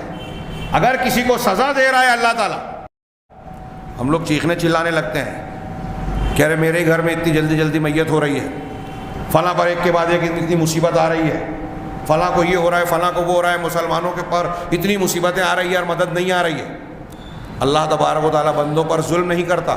جب ہم اللہ کے اسماء و صفات کو پڑھیں گے صحیح ڈھنگ سے تو یہ مانیں گے کہ اللہ تعالیٰ کسی پر ظلم نہیں کرتا، بلکہ اگر وہ کسی کو جہنم میں ڈال رہا ہے، کسی کو کوئی سزا دے رہا ہے تو یہ اس کا عدل ہے، انصاف ہے، اور اگر کسی کو جنت دے رہا ہے، نعمتوں سے نواز رہا ہے، عہدے، منصب اور اچھا نام دے رہا ہے، یا کوئی بھی نعمت سے نواز رہا ہے تو یہ اس کا فضل، اس کا کرم، اس کی رحمت ہے۔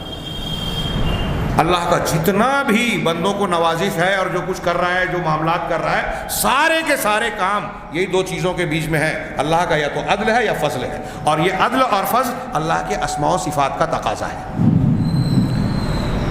جیسا کہ میں نے کچھ مثالیں بیان کی، تو اس کی حمد، اس کی حکمت، اس کا فضل اور اس کا عدل جن باتوں کا تقاضا کرتے ہیں اللہ تبارک و تعالیٰ انہی چیزوں کو انجام دیتا ہے۔ لہٰذا اللہ تبارک و تعالیٰ کی تمام خبریں جو اللہ نے دی وہ سچ ہے، اس لیے کہ اللہ جھوٹ نہیں بولتا، جھوٹ سے پاک ہے، اللہ کی کوئی بات غلط نہیں ہو سکتی۔ اللہ حکیم ہے، مثال کے طور پہ اللہ حکیم ہے، جب ہم یہ جان جائیں کہ اللہ حکمت والی ذات ہے، اس کا کوئی ایک کام بھی ایسا نہیں ہو سکتا جو بغیر حکمت کے، بغیر فائدے کے۔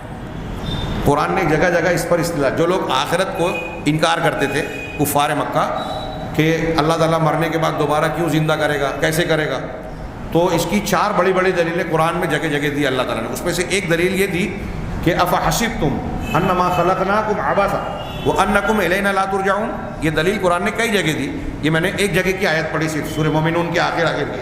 کیا تم یہ سمجھتے ہو انما خلقناکم عبثا کہ ہم نے تم کو عبث، بیکار پیدا کر دیا، کوئی مقصد نہیں ہے پیدا کرنے کا؟ جب اللہ کی ذات حکیم ہے تو وہ بیکار کام کر سکتا ہے؟ سوال ہی پیدا نہیں ہوتا۔ تو اللہ کے حکیم ہونے سے یہ بات ہم کو معلوم ہوتی ہے کہ اللہ کا کوئی کام بے مقصد ہو ہی نہیں سکتا۔ اگر اس نے ایک کیڑا بنایا، ہم دیوار پہ دیکھتے ہیں ایک چھپکلی، تو ایک آدمی سوچتا ہے کہ جب اللہ تعالیٰ ہر چیز کو مقصد سے پیدا، تو اس چھپکلی کا کیا فائدہ ہے؟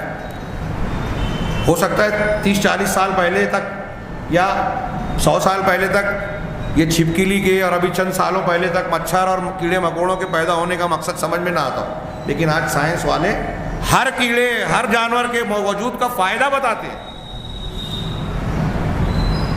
کہ یہ کیڑوں سے ہمارے کھیتوں میں بہت سی صفائی ہوتی ہے، گھروں میں بہت سارے جراثیم مرتے ہیں، چوہے، پرندے اور یہ چھپکلیاں ان کیڑوں کو کھا لیتی ہیں، اس کی صفائی ہو جاتی ہے۔ ان سے کئی دوائیاں بنتی ہیں، کئی انجیکشن بنتے ہیں، کئی زہر کا تریاق تیار ہوتا ہے، ان کے بہت سارے فائدے ہیں جو ابھی ہمیں نہیں معلوم، تحقیقات اور تجربات جاری ہیں۔ آج کے زمانے میں تو جس ملک کا جو کیڑا ہے وہ پیٹنٹ ہو رہا ہے، کیڑوں کی اسمگلنگ ہو رہی تھی کہ ان کیڑوں کے ذریعے سے ہم کو فائدہ حاصل ہو، کہ پیٹنٹ کر لیا جائے اور ہماری کمپنی، ہمارا ملک اس کی دوا بنائے، اس کا ویکسین بنائے، اس کی فلاں چیز بنائے اور اس کو پیسہ کمائے۔ تو بہت ساری چیزیں تو نہیں ہے چیز نکمی کوئی زمانے میں۔ جب ہم یہ کہتے ہیں، شاعر یہ کہہ رہا ہے کہ دنیا کے اندر کوئی ایک چیز جو پتھر ہم چلتے چلتے جس کو ٹھوکر مار دیتے ہیں، وہ پتھر بھی بیکار نہیں ہے، کوئی چیز بیکار نہیں ہے۔ تو جب ہم یہ کہہ رہے ہیں تو ہم اللہ تعالیٰ کے ایک نام کے معنی کو گویا تفسیر کر رہے ہیں کہ اللہ حکیم ہے، وہ کوئی کام نکما بیکار کر ہی نہیں سکتا، عبث اور لہو کام، باطل کام کر ہی نہیں سکتا۔ تو ایسے ہی آپ اللہ کے ناموں کو سمجھ کر غور کرتے جائیں گے تو جو کام بھی کائنات میں ہو رہا ہے، جو معاملات ہو رہے ہیں، نظام جاری ہے، وہ اللہ کے اسماء و صفات کے تقاضے کی شکل میں آپ کو نظر آئے گا۔ تو اس سے ہم یہ فائدہ یہ کر سکتے ہیں کہ فلاں کام اللہ نہیں کر سکتا، اس لیے کہ اللہ تبارک و تعالیٰ کی ذات اس سے پاک ہے، جھوٹ نہیں بول سکتا، کسی پر اللہ ظلم نہیں کر سکتا کیونکہ اللہ کی ذات اس سے پاک ہے۔ اسی طریقے سے اللہ تبارک و تعالیٰ کی شان کے جو لائق نہ ہو، اللہ وہ کام نہیں کر سکتا۔ کوئی ایسا کام جو اس کے مقام، اس کی عظمت، اس کی کبریائی، اس کے وقار کے خلاف ہو، ایسا کر ہی نہیں سکتا اللہ۔ ایسی کتنی چیزیں ہیں، جیسے یہی جھوٹ کی بات ہے، ظلم کی بات ہے، اللہ کسی پر کوئی ظلم نہیں کرتا. تو اب اگر کسی کو اگر جہنم میں ڈال رہے ہیں پروردگار تو اللہ کا ظلم نہیں ہے. ہمیں کبھی کبھی اپنی عقل کے ٹیڑھے پن سے لگتا ہے کہ فلاں کام ایسے ہی ہو گیا، سمجھ میں نہیں آتا. منافقین کہتے تھے کہ یہ محمد صلی اللہ علیہ وسلم اور اللہ کے رسول علیہم دائرۃ السوء والی قرآن کی آیت کہ ان کا برا ہونے والا ہے. اللہ تبارک تعالیٰ نے جو رسول اللہ نے جو وعدے کیے ان سے وہ بس ایسے ہی دھوکے کی باتیں ہیں. یہ محمد اپنے نبی کی اور صحابہ کی مدد نہیں کرے گا. احد کے موقع پر منافقین نے یہ کہا، اللہ نے اس کے جواب میں قرآن نازل کیا. یہ اللہ کے ساتھ بدگمانی ہے، اللہ کے ساتھ بدگمانی یہ بہت بڑا جرم ہے. علامہ ابن قیم کہتے ہیں ہم میں سے اکثر انسان اگر اپنے دل کو ٹٹولیں گے، اپنے کردار اور خیالات کو جانچیں گے تو ہمیں لگے گا کہ ہم میں سے ہر شخص کہیں نہ کہیں اللہ سے بدگمانی کا شکار ہو جاتا ہے. ارے ہم دعا مانگ رہے ہیں، اللہ تو دعا قبول ہی نہیں کر رہا ہے. کوئی یہ سوچتا ہے، یا میرے ہی ساتھ ایسا ہوتا ہے، میرا بیٹا ایسا نالائق نکل گیا جبکہ میں نے کوئی ایسا کام نہیں کیا تھا، میری بیوی ایسی ہے، میرا شوہر ایسا ہے. ہم کو ایسے اللہ تبارک و تعالیٰ نے جو ہم کو دیا ہے اس میں ہم کو شکایت ہو رہی ہے. میرے ابا ایسے ہیں تو آپ کے اپنے ابا کے ابا ہونے پر شکایت ہے. جبکہ آپ غور کریں گے تو اللہ آپ کے ابا کو ابا کس نے بنایا؟ اللہ نے بنایا. جس کو والد بنایا آپ کا اللہ نے، اللہ کے علم کے مطابق وہی آپ کے والد ہونے کا حقدار تھا. کیا اللہ تعالیٰ آپ سے مشورہ کرتا کہ آپ کا باپ کون ہونا چاہیے؟ پیدا کرنے سے پہلے یہ پوچھتا؟ ہم لوگ بولتے ہیں جیسے کہیں سے نکلنے لگے بارش ہو گئی، ارے ابھی بارش ہونی تھی کیا؟ غور نہیں کرتے ہم کیا بول رہے ہیں. ابھی بارش ہونی تھی مطلب یہ کہ اللہ تعالیٰ آپ سے مشورہ کرے کہ بارش کب برسائے. ہمارے گھر میں ابھی میت ہونی تھی کیا؟ فلاں کام ابھی ہی ہونا تھا کیا؟ یہ زمانے کو گالی دینا ہے نا. آپ نے حدیث قدسی سنی ہے کہ یؤذینی ابن آدم، ابن آدم مجھے گالی دیتا ہے، تکلیف دیتا ہے. اللہ کو تکلیف کوئی نہیں دیتا، یعنی وہ چیز جو اللہ کو بری لگتی ہے. کیوں کیسے تکلیف دیتا ہے؟ یسب الدہر، کہ بندہ زمانے کو گالی دیتا ہے. وہ انا الدہر اقلب اللیل والنہار، بخاری مسلم کی حدیث ہے کہ میں ہی زمانہ ہوں، دن اور رات کو میں پلٹتا ہوں. میں ہی زمانہ ہوں کا مطلب دہر اللہ کا نام نہیں ہے، یعنی زمانے کی الٹ پھیر اللہ کرتا ہے. اس اعتبار سے زمانہ کہا کہ میں زمانہ ہوں. اب اگر کوئی زمانے کی الٹ پھیر کو برا کہتا ہے، اپنی طرف سے کہتا ہے کہ فلاں مہینہ منحوس ہے، اس میں شادی نہیں کرنا چاہیے، فلاں دن میں جو ہے فلاں اچھا کام نہیں کرنا چاہیے، فلاں چیز منحوس ہے، اور فلاں اپنی طور سے کہہ رہا ہے، تو وہ اللہ تبارک و تعالیٰ کو گالی دے رہا ہے، اللہ تبارک و تعالیٰ کو ایذا پہنچا رہا ہے. اس قسم کی چیزیں آپ غور کرتے جائیے تو ہمارے، ابھی چھوڑیے ان لوگوں کو جو مشرک ہیں، جو قبر پرست ہیں، بدعتی ہیں، جو قرآن و حدیث کو ماننے کا دعویٰ کرتے ہیں، وہ ایسی کئی باتیں اپنی زبان سے نکالتے ہیں. اور جو اس قسم کی بات اپنی زبان سے نکال رہا ہے وہ اللہ تبارک و تعالیٰ کی توحید نہیں جانتا، اللہ سے کی معرفت نہیں رکھتا، وہ اللہ کے اسماء و صفات کو نہیں جانتا. اگر اللہ کے اسماء و صفات کو جانتا ہے تو وہ کبھی نہیں بولے گا کہ یار وقت سے پہلے فلاں مر گیا. کبھی بولتے ہیں نا ایک جوان آدمی مر گیا اچانک. ایک صاحب اپنے لڑکے کو پڑھانے لے گئے، بمبئی میں ایکسیڈنٹ ہوا ان کے سامنے، ان کے نوجوان بیٹے کا ایکسیڈنٹ ہوا اور مر گیا. تو اب لوگ ارے وقت سے پہلے مر گیا. کسی کی موت اس کے وقت سے پہلے نہیں ہوتی، چاہے بچپن میں مر رہا ہوں، چاہے ماں کے پیٹ میں مر گیا ہوں، چاہے ہم کو پہلے سے نہ محسوس ہو، اچانک موت ہو رہی ہے. تو جس کو ہم اچانک کہتے ہیں وہ اچانک ہمارے اعتبار سے کہ ہم کو پہلے سے اندازہ یا خیال نہیں تھا، اس اعتبار سے وہ اچانک ہے. ورنہ اللہ کے علم میں اس کے مرنے کا وقت، مرنے کا سبب، مرنے کی جگہ سب طے تھی. ایک سانس بھی زیادہ اور کم نہیں ہوئی اللہ کے حساب سے. یہ ہمارے ایمان کا حصہ ہونا چاہیے. اس بات کی میں کئی دلیلیں دے سکتا ہوں لیکن وقت کافی زیادہ ہو رہا ہے. آج یہ بحث ختم کرنی تھی ہر حال میں. تو اللہ تبارک و تعالیٰ نے اپنے قرآن میں اور اپنے رسولوں کی زبانی جو اپنے ناموں کو اور صفات کو اور افعال کو بیان کیا ہے، اور یہ بھی بیان کیا ہے کہ کون سی چیز اللہ تبارک و تعالیٰ کے لائق ہے، شایان نشان ہے کہ اللہ کو ایسا کرنا چاہیے، اللہ کو ایسا ہونا چاہیے، اور کون سی چیز ایسی ہے جس سے اللہ تبارک و تعالیٰ کی ذات بلند و بالا ہے، برتر ہے اور بلند ہے. یہ ساری چیزوں کو جب انسان اور بندہ جانے گا تو اللہ کی معرفت حاصل ہوگی، اور یہ جان جائے گا کہ اللہ تعالیٰ ہر چیز پر قادر ہے، ہر چیز اللہ کے علم میں ہے. اللہ تعالیٰ کا کوئی کام حکمت سے خالی نہیں ہے. جو اللہ تعالیٰ کسی کو انعام اور نعمت دے رہا ہے وہ اللہ کا فضل و کرم ہے. جو اللہ تعالیٰ کسی کو سزا دے رہا ہے، حادثہ کا شکار ہو رہا ہے، تو یا تو وہ اللہ کی آزمائش امتحان ہے یا پھر اللہ تبارک و تعالیٰ کا انتقام ہے. یہ بھی اس کے ناموں اور اس کے انصاف کا تقاضا ہے. وہ ظلم نہیں کرتا، اس کے انصاف کا تقاضا ہے. مشرک کو، شرک کرنے والے کو اللہ تعالیٰ جہنم میں ڈالے گا. یہ ڈالنا ہی چاہیے اگر وہ شرک پر مرتا ہے. کیونکہ اگر آپ کی بیوی کسی اور مرد سے تعلق رکھے تو کیا آپ کی غیرت گوارا کرے گی؟ نہیں، لیکن اللہ کا بندہ اگر اللہ کے بندگی کے سوا کسی اور کی بندگی کرتا ہے، کسی اور کے سامنے سر جھکاتا ہے، کسی اور کے سامنے بکرا اور فلاں ذبح کر کے اس کی عبادت کرتا ہے، کسی اور کی جے پکارتا ہے، تو یہ اللہ تبارک و تعالیٰ کی غیرت کو للکار رہا ہے. اس کو اگر اللہ معاف کر دے تو یہ اللہ کی کمزوری ہوگی، توہین ہوگی، گستاخی ہوگی، اور اللہ تعالیٰ عیوب سے پاک ہے. لہذا شرک پر مرنے والا، کفر پر مرنے والا کبھی بھی جہنم سے باہر نہیں آئے گا. یہ اللہ کا عدل ہے، اللہ کے اسماء و صفات کا تقاضا ہے کہ اس کو معاف نہ کرے. ایسے ہی جتنی بھی چیزیں آپ غور کرتے جائیں تو سارے کام اور افعال، کائنات کا نظام اللہ تبارک و تعالیٰ کی مشیت، اس کے قضاء اور قدر، اس کی حکمت اور اس کے جو ہے اسماء و صفات کے تقاضوں کے درمیان گردش کرتی ہے.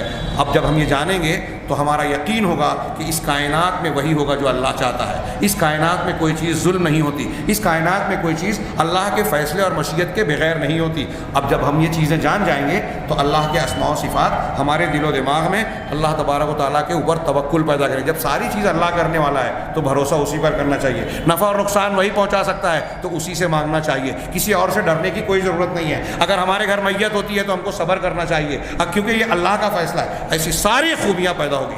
اسی لیے اگلا نقطہ انہوں نے بیان کیا، میں نے یہ بہت اختصار میں اور کچھ پہلو اس کے چھوڑ دیے کیونکہ اب اگر اور مزید تفصیل کروں تو وقت بہت زیادہ ہو جائے گا. یہ 2-4 جملوں میں یہ تیسرا آخری 2 نقطے میں بیان کر کے یہ بحث ختم کرتا ہوں کہ 7واں فائدہ انہوں نے بتایا کہ اللہ کے اسماء و صفات کی جانکاری کا کے بارے میں کہ جو شخص اس کو جانتا ہے وہ بہت ہی نفع بخش تجارت کرتا ہے، کیونکہ اس تجارت کے ذریعے سے اس علم کو حاصل کر کے وہ جس چیز کو حاصل کرتا ہے وہ دل کا سکون ہے، دنیا اور آخرت میں تحفظ کا اطمینان ہے. دنیا کی کوئی نیند کی گولی، کوئی نشے کی چیز، ڈاکٹر کی دی ہوئی کوئی بھی مسکن اس طرح کا سکون نہیں دے سکتی جیسا آدمی اللہ کے ذکر سے، اللہ کے اسماء و صفات کی معرفت کے ذریعے سے، اللہ کی پہچان کے ذریعے سے جو سکون حاصل کرتا ہے. یہ دنیا میں سکون حاصل ہوگا اور آخرت میں قیامت کے دن فردوس میں اور جنت میں اس کو مقام حاصل ہوگا. ہاں، اللہ تبارک و تعالیٰ کے وجہ کریم کا دیدار نصیب ہوگا اس شخص کے لیے جو اللہ تعالیٰ کی معرفت رکھتا ہے اور پھر اس معرفت کے تقاضوں کی تکمیل کرتا ہے. اللہ کے عذاب سے، اس کی ناراضگی سے دنیا میں، برزخ میں اور آخرت میں وہ شخص محبوب ہوگا. وہ شخص اتنا زیادہ، ہر انسان اتنا زیادہ یہ چیزیں پائے گا جتنا وہ اللہ کے اسماء و صفات کو اور معرفت کو حاصل کرتا جائے گا اور اس کے تقاضے کو پورا کرتے جائے گا. اور اس کے مطابق جب ناموں کو پہچانے گا، اللہ تعالیٰ مجھے دیکھ رہا ہے تو گناہ نہیں کرے گا، گناہ ہو گیا تو توبہ کرے گا. اس کو معلوم ہے کہ اللہ غفور الرحیم ہے تو کتنا بڑا بھی گناہ ہو جائے اللہ سے توبہ کرے گا اور امید رکھے گا کہ اللہ میری توبہ قبول کرے گا. اللہ تبارک و تعالیٰ اپنے بندوں پر بہت احسان کرنے والا ہے. جب یہ جانے گا بندہ اسماء و صفات کے حوالے سے، اللہ کے کاموں کے حوالے سے، تو اللہ تبارک و تعالیٰ کے سامنے جھک جائے گا کیونکہ جو احسان کرتا ہے اس کی محبت دل میں پیدا ہونا فطری بات ہے. تو اس طرح سے وہ بندہ جتنا اللہ کو پہچانے گا اتنا اللہ کی طرف متوجہ ہوگا، اتنی دل میں محبت ہوگی، اتنی اللہ تبارک و تعالیٰ کے حقوق کی ادائیگی کا، اس کی شریعت کی پابندی کا، اس کی منع کی ہوئی چیزوں سے دور رہنے کا جذبہ پیدا ہوگا. اور جب اللہ سے محبت ہوگی تو اللہ کے محبوب لوگوں سے محبت ہوگی. یہ ایمان کی تکمیل کا حصہ ہے. اس کا میں نے یہاں اسی مسجد میں غالباً خطبہ دیا ہے پورا کہ آج ہم دیکھیں گے نا تو اس تقاضے پر پورا کرنے والے آپ کو مسلمانوں میں نظر نہیں آئیں گے. میری دوستی کس سے ہے؟ جس پر میرا دل آ رہا ہے، میرے نفس کی تسکین ہو رہی ہے. اصولوں کی بنیاد پر دوستی کرنے والا، دشمنی کرنے والا آج آپ کو نظر نہیں آئے گا کہ یہ حق پر ہے تو میں اس کا ساتھ دوں گا، یہ ناحق ہے تو اس کا ساتھ نہیں دوں گا. یہ ایک جملہ سامنے رکھیے. اور آج ہم اپنے آپ کو ٹٹولے دوسروں کی بات مت کیجیے. آج لوگ سب کے آخرت کی فکر کرتے تو دوسروں کی آخرت کی، اور اپنے لیے غیبت، چغلی، الزام تراشی سب جائز. اس تناظر میں ہم دیکھتے ہیں تو لگتا ہے کہ اللہ کے اسماء و صفات کی توحید ہے ہی نہیں لوگوں کے اندر. کوئی اللہ سے ڈرنے کو تیار ہی نہیں ہے. تو غور کیجئے، اگر ایک صاحب ہیں لیکن وہ ہمارا کاروبار ہے، ان سے ہمارے سیٹھ صاحب ہیں، ہمارے مفادات جڑے ہوئے ہیں، سیٹھ صاحب ناراض ہو جائیں گے تو ہم کو تنگ کریں گے تو ان کی غلط چیز پر بھی خاموش. اور کمزور آدمی ہے، سیٹھ صاحب اس کی مخالفت سے خوش ہو رہے ہیں تو اللہ جس کی مخالفت پر خوش ہوتا ہے اس کی مخالفت نہیں کرے گا. لیکن سیٹھ صاحب جس پہ خوش ہوتا ہے کہ میں اس کے خلاف بولوں گا تو سیٹھ صاحب کو اچھا لگے گا تو خلاف بول رہا ہوں. یہ اصول کی جنگ ہے. اس کو تھوڑا سا بڑا کر کے دیکھیے اسی بات کو. یہ ہمارے مسلمان اور اہل حدیث میں ایسے ملیں گے. اس کو تھوڑا سا انلارج کر کے اسی چیز کو دیکھیے کہ کیا کوئی مسلمان ایسا ہو سکتا ہے جو بولے کہ مجھے ابو جہل سے محبت ہے؟ مجھے فرعون کا کردار بہت پسند ہے، ابو لہب بہت دل کو بھاتا ہے۔ کوئی بولے گا ایسا؟ اور اگر کوئی بولے گا تو کیا وہ مسلمان رہے گا؟ ابو لہب ابو جہل کا معاملہ ذرا کھلا ہوا ہے، یہ تھوڑا سا دبا ہوا ہے۔ اس لیے یہاں آدمی سمجھتا ہے کہ میں نماز پڑھ لیا، میں نے اپنی دینداری کا مظاہرہ کر لیا، اب اللہ کے قانون کی بجائے اپنے نفس کی خواہش، اپنے مفادات کی ترجیح دیتے ہوئے فلاں کی موافقت اور فلاں کی مخالفت کر رہا ہوں، تو کوئی حرج نہیں ہے۔ وہ ساری اللہ کے دین کی مخالفت کر کے بھی دینداری ہے۔ آج کوئی بے دین نہیں ہے اور دین کہیں ہے بھی نہیں۔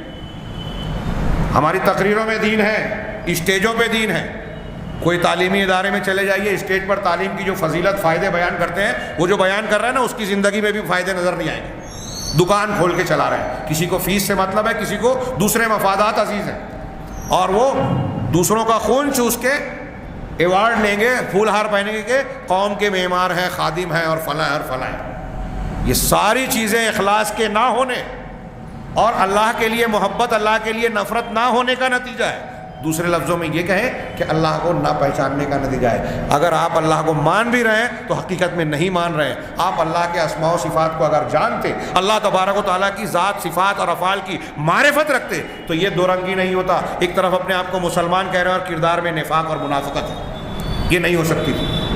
آج کوئی نظر ہی نہیں آتا۔ تو بہرحال یہ ساری خوبیاں جو ہے اللہ کے اسماء و صفات سے پیدا ہوتی ہیں، اور جب آدمی اللہ کے اسماء و صفات کے ذریعے سے اس کے تقاضوں کو پورا کرتا ہے تو یہ ہو سکتا ہے کہ پورا شہر، پوری جماعت اس کے مخالف ہو جائے۔ حضرت ابراہیم کا پوری بستی مخالف تھی، اکیلے تھے ابراہیم علیہ السلام، ان کی بیوی تھی، اور حضرت لوط علیہ السلام، بس۔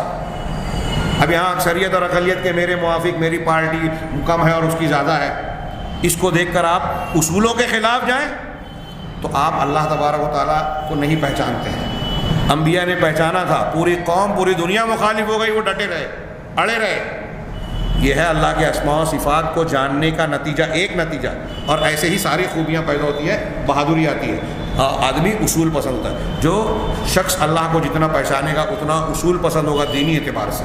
آخری نقطہ، یہ بھی ابھی ادھورا ہی ہے، انشاءاللہ پھر کبھی اس موضوع سے متعلق کچھ باتیں عرض کروں گا۔ انہوں نے جو لکھا ہے میں نے وہ بھی پورا بیان نہیں کیا، یعنی مطلب حالانکہ مختصر ہی ہے، لیکن اردو میں بیان کریں تو اس کی تقاضے اور تفصیل، یا مثالوں کے ساتھ بیان کریں تو تفصیل ہو جائے گی۔ 8واں نقطہ کہ اللہ تبارک و تعالیٰ کے اسماء و صفات کا جو علم ہے، یہ انسان کو غلطیوں سے بچاتا ہے، لغزشوں سے بچاتا ہے، اور جو ہے ٹھوکر کھانے سے محفوظ رکھتا ہے، اور امید کے دروازے کو کھولتا ہے، صبر پر مددگار ہوتا ہے، اور کسل مندی اور جو نکما پن ہے اس سے انسان کو دور رکھتا ہے، اور نیکی اور قربت کے کاموں میں ترغیب دیتا ہے۔ اسی طریقے سے معاصی اور گناہ سے انسان کو ڈراتا ہے، اور مصیبتوں اور تکلیفوں میں تسلی کا سامان ہوتا ہے۔ شیطان سے انتہائی مضبوط انداز میں پناہ دیتا ہے، بچاتا ہے۔ اسی طریقے سے اللہ کی محبت اور باہمی الفت اور آپس کی محبت، بندوں سے محبت جو مسلمانوں سے ہونی چاہیے، اس کو بڑھاوا دیتا ہے۔ اسی طریقے سے اللہ تبارک و تعالیٰ کے اس علم سے، اللہ کی پہچان سے انسان کے اندر سخاوت آتی ہے، خرچ کرنے اور دوسروں کے ساتھ احسان کرنے کا جذبہ پیدا ہوتا ہے۔ اس کے علاوہ جتنی بھی خوبیاں ہیں وہ ساری خوبیاں انسان کے اندر پیدا ہوتی ہے۔ جیسا کہ میں نے اشارہ کیا، جب ہم مانیں گے کہ اللہ کے موت دینے سے موت آتی ہے، اور اللہ حکیم ہے، رب ہے، اسی نے موت دی، اور جس وقت جس طریقے سے موت دی ہے اس کی حکمت اور فیصلے کا نتیجہ تھا، تو ہمیں صبر آ جائے گا۔ ہم امتحان میں فیل ہو گئے، کاروبار میں ناکام ہو گئے، دیوالا نکل گیا، پورا کاروبار لاس ہو گیا، ہم یہ یقین رکھیں کہ اللہ تبارک و تعالیٰ کی مرضی کے بغیر پتہ بھی نہیں ہلتا۔ اس کے ناموں کا، اسماء اور صفات کا تقاضا یہ ہے کہ ہم یہ یقین رکھیں کہ اللہ تعالیٰ کا یہ فیصلہ حکمت پر مبنی ہے، تو ہم کو صبر آ جائے گا۔ ایسا آدمی خودکشی نہیں کرے گا۔ آج دنیا میں ہمارے سامنے کوئی مصیبت ہوتی ہے تو ہم حوصلہ ٹوٹ جاتا ہے، ارے مسلمانوں کے ساتھ ہجومی تشدد ہو رہا ہے، گھیر کے مار رہے ہیں، ہمارے نوجوانوں کا کیا ہوگا، اگلی نسل کا کیا ہوگا۔ تو جا کے ہمارے جو کچھ لیڈران ہیں، ہمارے جو پیشوایان ہیں، وہ وقت کی حکومت کے وزیروں کے جا کے در پہ جو ہے اپنا سر جھکا رہے ہیں، ایسے بیان دے رہے ہیں جس سے یہ ظاہر کر رہے ہیں کہ ہم آپ کے ساتھ ہیں، اور ایسا کر کے وہ سمجھ رہے ہیں کہ اپنے آپ کو بچا رہے ہیں۔ وہ اللہ کے اسماء و صفات پر یقین نہیں رکھتے۔ وقت کا کوئی بھی بڑے سے بڑا فرعون ہو، اپنی فرعونیت میں کسی بھی درجے کو چلا جائے، آپ اگر اللہ کے اسماء و صفات کو جانیں گے تو آپ کو یہ یقین ہوگا کہ جو فرعون ہے اس کا انجام ڈوبنا ہے، اور جو موسیٰ علیہ السلام کے نقش قدم پر چلنے والے، وہ بظاہر کتنے بھی کمزور ہو جائیں، اللہ تبارک و تعالیٰ دریاؤں میں ان کے لیے راستہ پیدا کرے گا اور بچائے گا۔ یہ اگر بندہ اللہ کو پہچانے گا تو ایسے زندگی کے ہر مرحلے میں اس کی معرفت، اس کو اللہ کی معرفت اس کی رہنمائی کرے گی۔ اللہ تبارک و تعالیٰ سے دعا ہے کہ وہ اپنی ذات صفات کی ہمیں حقیقی معنوں میں معرفت عطا فرمائے۔ اس معرفت کے جو اثرات اس کتاب میں آگے 2 چیپٹر انہوں نے بیان کیے کہ اس کے اسماء و صفات کی جانکاری کے آثار و نتائج کیا ہوتے ہیں، لیکن وہ چیزیں میں نے کچھ اشاروں میں گزشتہ دروس میں اور آج کے درس میں اشارتاً بیان کر دی۔ یہاں یہ بیان ختم ہوگا۔ انشاءاللہ اگلے درس میں ہم ایمان کی دوسری بنیاد پر بحث شروع کریں گے، اللہ تعالیٰ کے فرشتوں پر ایمان۔ اللہ تبارک تعالیٰ سے دعا ہے کہ وہ ہمیں ہر مرحلے میں خیر کی توفیق عطا فرمائے، دنیا اور آخرت کی کامیابی سے نوازے۔ وآخر دعوانا الحمد للہ رب العالمین۔